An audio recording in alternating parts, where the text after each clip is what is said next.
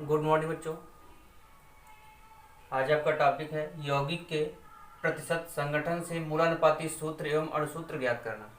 ठीक, तो जिस प्रकार आपको सवाल मिलेगा एग्जाम्पल के माध्यम से, एक कार्बनिक यौगिक में कार्बन इतने परसेंट, हाइड्रोजन 6.66% और ऑक्सीजन है और शेष ऑक्सीजन है, कोई मिस हो गया, और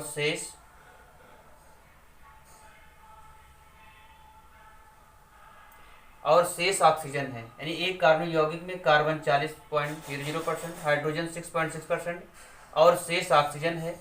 यौगिक का मूलानुपाती सूत्र ज्ञात कीजिए। तो यहाँ इस सिर्फ क्या पूछ रहा है, मूलानुपाती सूत्र। नेक्स्ट एग्जाम्पल में आपको अणुसूत्र बताया जाएगा। ठीक, तो हल स्टार्ट करेंगे। सबसे पहले हम टेबल बना लेंगे। पहला कॉलम हमारा तत्व, जिसे हम इंग्लिश में एलिमेंट, दूसरा परसेंटेज, तीसरा तत्व के परमाणु भार। ठीक, तत्वों के परमाणु भार, एटॉमिक वेट ऑफ एलिमेंट्स। अगला कॉलम है प्रतिशतता बटे परमाणु भार, यानी परसेंटेज बटे एटॉमिक वेट। नेक्स्ट है सरल अनुपात, यानी सिंपल रेशियो। 5 कॉलम आपके बनेंगे। बस सवाल को कैसे हल करना वो आप देख लीजिए। ठीक, तो पहला आपका कितने हमें शेष देंगे, यानी परसेंटेज का मतलब सदैव किससे निकालते हैं, 100। ठीक, 100 से जितना ये कम होगा वो शेष क्या हो जाएगा, हमारा ऑक्सीजन हो जाएगा। तो पहला एलिमेंट तत्व में क्या है हमारा, कार्बन। कार्बन का हम सिंबल लिख लिए, प्रतीक कार्बन, जिसका परसेंटेज कितना दिए गए, 40। तो परसेंटेज वाले में कॉलम में लिख लेंगे 40। कोई दिक्कत यहां तक। दूसरा हाइड्रोजन कह रहा, यानी सेकेंड हमारा क्या है, हाइड्रोजन। दूसरा हमारा हाइड्रोजन है। हाइड्रोजन का सिंबल लिख लिया। हाइड्रोजन कितना दिया गया, 6.66। यहां तक कोई दिक्कत।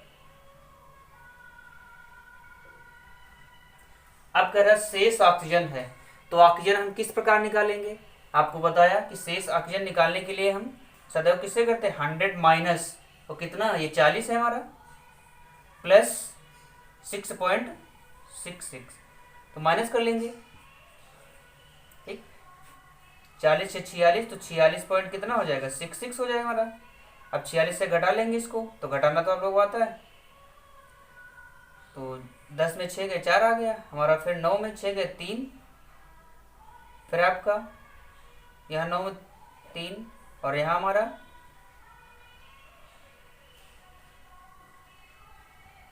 9 में 4 गए 5, तो कितना आ गया हमारा 53.34। ये चीज समझ में आई कैसे घटाते शेष, यानी दोनों को ऐड कर लेंगे, 100 से माइनस कर देंगे, क्योंकि परसेंटेज सदैव कितने से निकलता है, 100 से।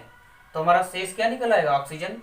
तो ऑक्सीजन हमारा निकल आया, घटा लिए, पहले इन दोनों को जोड़ लिया, 40 से 46 हुए 46.66, और 46.66 को हमने 100 माइनस कर दिया, तो कितना आ गया 53.34। तो शेष हमारा ऑक्सीजन कितना हो गया, 53.34। ठीक, ये वैल्यू हमने सवाल से निकाल लिया। अब अगला कॉलम हमारा कह रहा है तत्वों के परमाणु भार, यानी जो एलिमेंट दिए गए उनके हम क्या निकालेंगे, एटॉमिक वेट। तो कार्बन का एटॉमिक वेट 12 होता है, जो कि आपको याद करना होगा। ठीक, एटॉमिक नंबर का लगभग 2 गुना होता है, केवल हाइड्रोजन को छोड़ करके।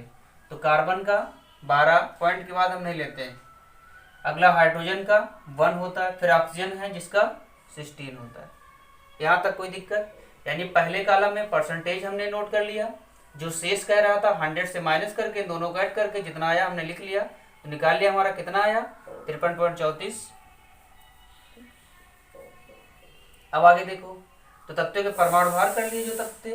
अगला कह रहा है प्रतिशतता बटे परमाणु भार। ठीक, यानी प्रतिशतता हमारी कितनी है, 40,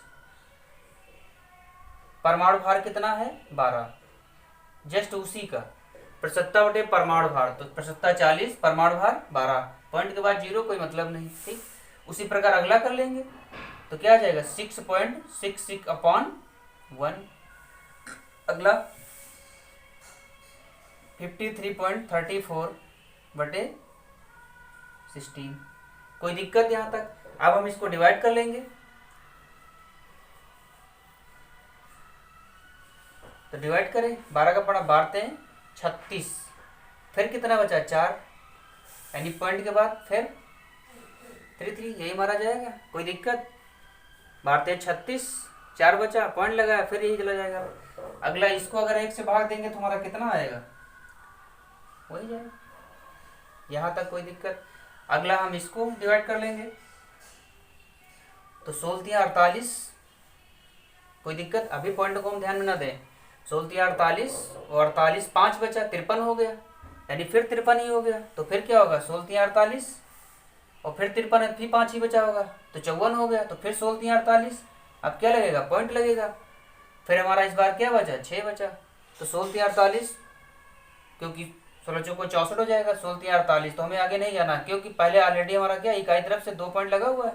तो यहाँ जो पॉइंट लगा इसको कहाँ ले आएंगे, इस कंडीशन में, अर्थात यहाँ वैल्यू हमारी क्या निकल आएगी, 3.33।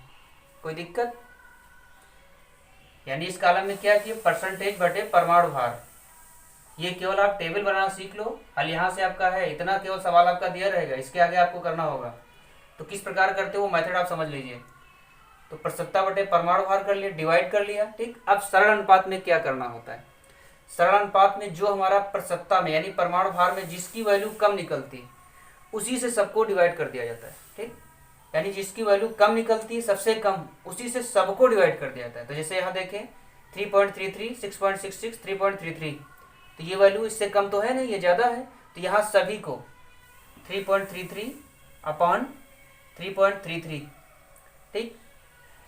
फिर 6.6 को भी कितने से, वही वैल्यू 3.33। उसी प्रकार यहाँ 3.33 अपॉन 3.33। यानी इस वाले कॉलम में हम क्या करते हैं, जिसकी वैल्यू यहाँ पे सबसे कम निकलती उस संख्या से सभी को भाग दे देते हैं, ठीक। तो यहाँ भाग देंगे तो क्या आ जाएगा, 1 आ जाएगा। यहाँ भाग देंगे तो पॉइंट काटो या ना काटो, क्या आ जाएगा हमारा, 2 आ जाएगा। और यहाँ भाग देंगे तो 1 मिलेगा। कोई दिक्कत यहाँ तक, इतना कर लेंगे। तो हमारा आगे मूलानुपाती सूत्र क्या बना,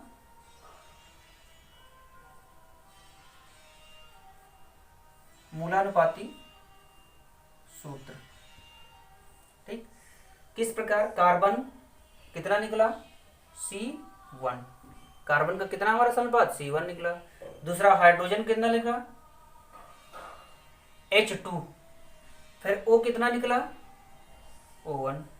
तो इसे हम क्या लिख सकते हैं, क्योंकि 1 बेस में लिखा नहीं जाता, तो CH2O।